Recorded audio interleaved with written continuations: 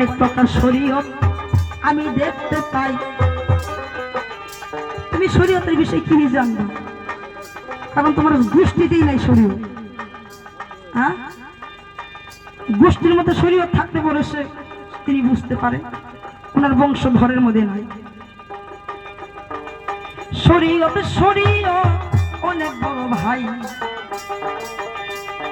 মারিফতের ঠিকা শরীয়ত আগে জন্ম নিছে তাই। হ্যাঁ, তোমার মারিফত তো যাওয়া সোমবার আসলো নাকি কম? তাই আসে নাই?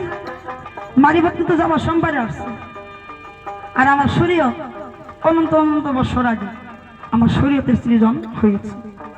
তাকে কি বলতেছ তুমি? হ্যাঁ, আঙ্গাবাইতে না এত বড় মুরগ আছে। এই বোকা, মুরগ কিন্তু এত বড় থাকে না। কয় ও তলে তো হাত দিইনি, তলে হাত না দিলে বাবা এত বড় করলে বেশি বিশ্বাস করবে? তলে হাত দিতে হবে, উপরে একটা হাত থাকতে হবে, তবে সে জিনিসটা শুকনো দেখা যাবে, তবে মানুষের সেটা বিশ্বাস করবে নাকি? এইভাবে তিনি কথা জিগাইল আমারে।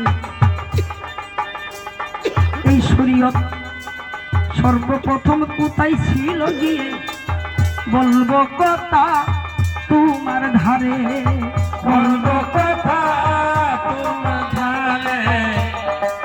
শোনো শোনো ওরে আমার মারিফতের ফকির ভাই, এই শরীয়তের বিষয়ে আপনার কোনো জানা নাই, কি দেশের আপনার কোনো নলেজই নাই। এই যে দেখো মারিফতের কথা বইলা গেছে, একই জায়গায় দুইটা ভান্ডার রাখছে আপে,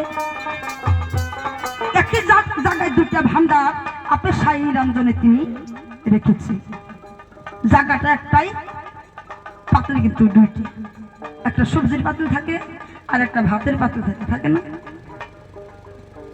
এইভাবে বুঝাইয়া বলছি গো তোমারে, তাও যদি না বুঝো ফকির বুঝবা কত দিনে, মানুষ তুমি হইবা না রে, মানুষ তুমি হইবা না রে। আমি যে ডক্টরে বুঝাইতেছি তাও যদি না বুঝো তাহলে আর আমার বোঝানোর সক্ষম না। জায়গাটারই নাম দাদা গো দিতাছি বলিয়া, পাকে দেখো পড়ুয়া যিনি গেল হইয়া, আলেমে আরোয়ার মধ্যে রাখছে গো তাহারে, পবিত্র জায়গা ঘোষণা করছে আপে সাই রাব্বানে। এক জায়গাতে দুইটা পাতিল আমি দেখতে পাই, দুইটাই আমার দয়ালে। এক জায়গায় দুইটা পাতিল আমি দেখতে পাই, দুইটা কিন্তু দয়ালের হুকুম ভাই, হুকুম ছাড়া দুইটা কোনো দিনও আসতে পারে না। সেই জায়গাতেই তাই আসলো আমার শরীয়ত, এই শরীয়ত দুনিয়ায় প্রচার করলো তাই।